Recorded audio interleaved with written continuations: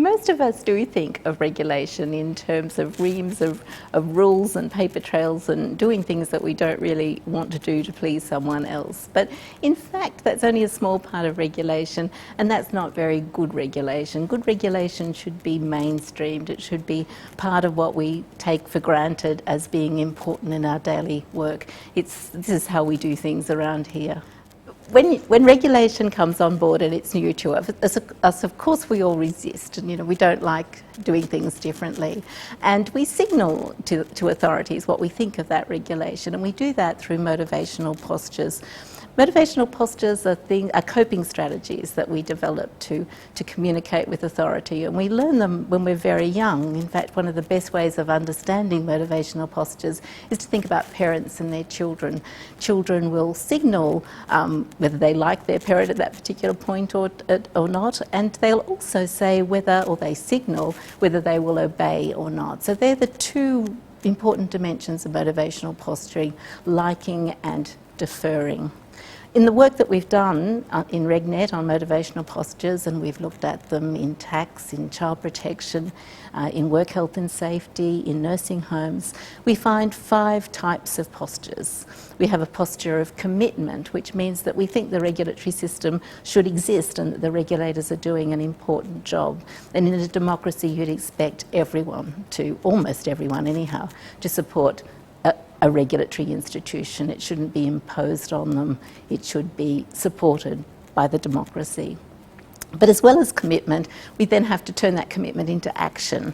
And so we have a posture called capitulation, which means that we don't really know why we're doing it and we don't understand what it's all about really, but we'll do it just to stay out of trouble. The tax system provides a good example. Most of us feel committed to a tax system, and our survey work shows that we believe we should have a tax system to help government govern and also to care for those that need some help along the way because of floods or disasters or whatever it happens to be.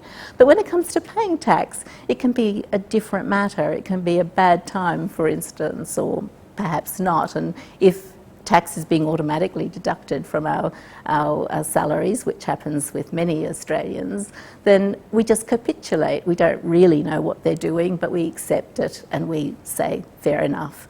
Let's just get on with it and go to the football instead of worrying about our tax. But some people will resist. Small business owners may resist if it comes at a very bad time, and they don't have the income to be paying their tax at that point in time. And they may also think it's unfair, that the tax system is unfair. So we get resistance in regulatory systems, and that's a posture that I argue that governments really should be taking notice of, because that's telling them when their regulatory system is not working as it should. Now, commitment, capitulation and resistance are very healthy postures. They keep a regulatory system making adjustments when it should.